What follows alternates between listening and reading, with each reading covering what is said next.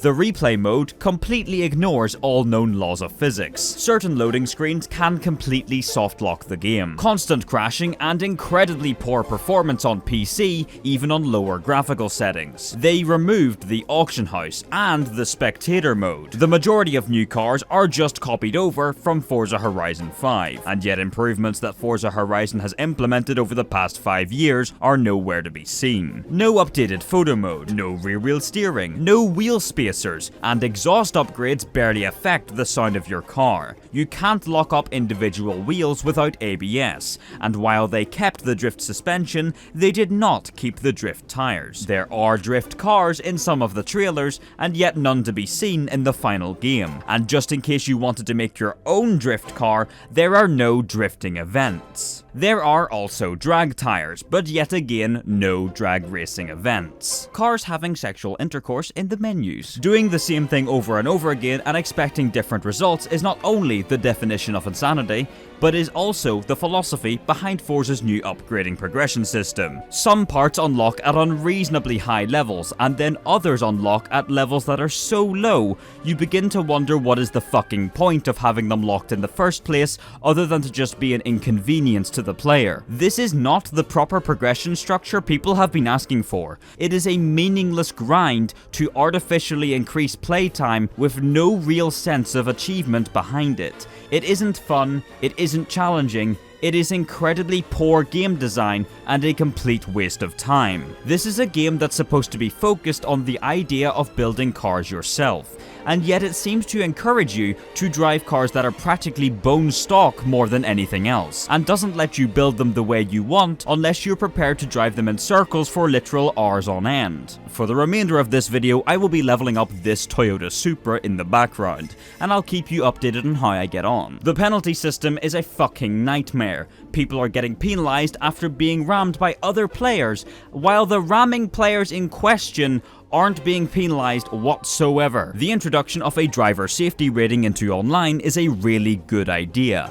However, people are already abusing the accessibility driving assists to allow the car to drive for them, allowing them to rack up safety score without even having to play the game. This also applies for the car leveling system. As you can see, my Supra is now driving all by itself.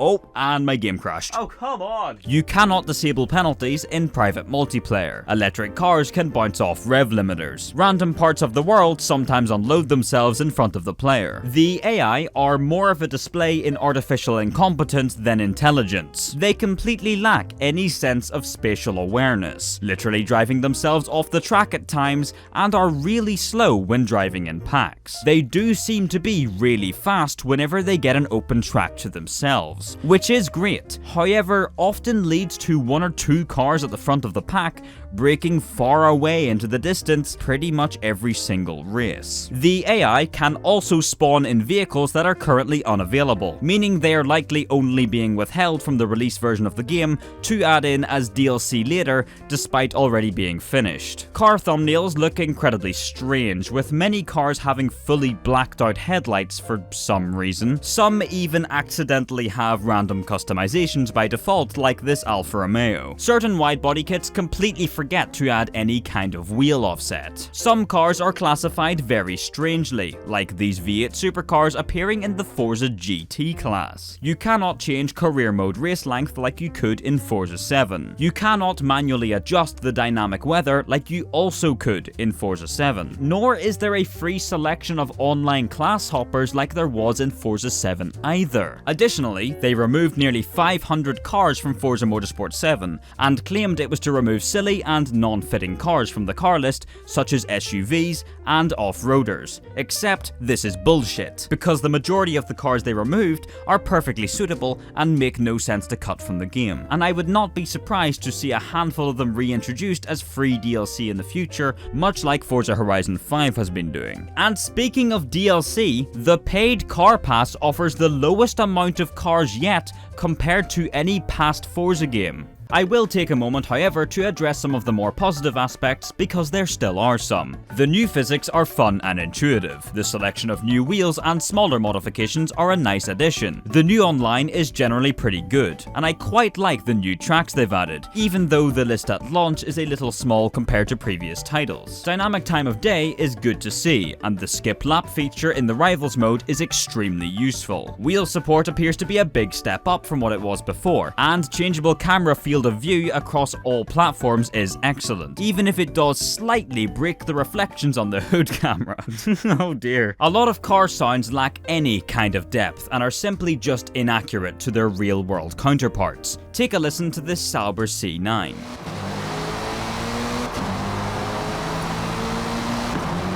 It sounds like a fucking 4-cylinder! The release version of this game has far lower graphical quality available than the trailers were initially showing, leading to an incredibly misleading perception of the game's visual quality to consumers. And speaking of graphical quality, glitches aside, it is completely all over the place. Under certain conditions, the game can indeed look stunning, while the likes of cockpit view display completely nonsensical logic in regards to which areas are bright and which are not. The lighting just feels really off, and I can't quite fully wrap my head around it. You can no longer power shift, which is actually a good thing, but their physics changes have had the complete opposite effect to where running without clutch now actually produces faster lap times. The career mode completely lacks any sort of race events for race cars, which I really do not understand. A significant portion of the cars in this game have absolutely no purpose in single player outside of free play. A lot of cars are simply missing tons of manufacturer color options that they had in previous titles for seemingly no reason. There's no convenient way to find liveries or tunes through share codes like in Forza Horizon 5. Certain menu design choices are extremely confusing, such as putting the restart option hidden underneath the quit submenu. This also goes for the skip practice button. I've seen a lot of players complaining that they can't skip practice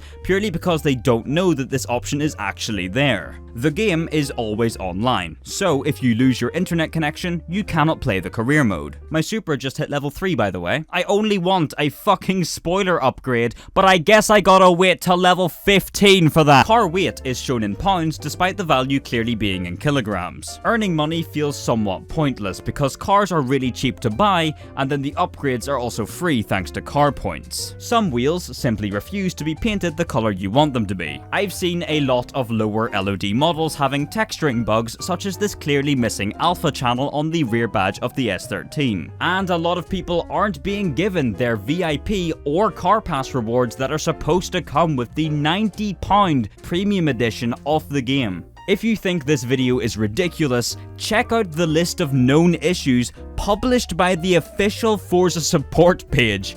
It's a fucking shambles. This game is an utter train wreck. What's more ridiculous is even after all this, my Supra just hit level 4. Jesus fucking Christ, how long is this going to take? But don't worry.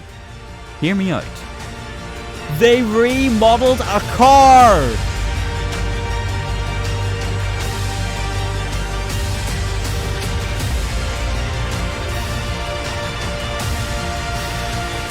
But only one of them. I think it's fucking shit.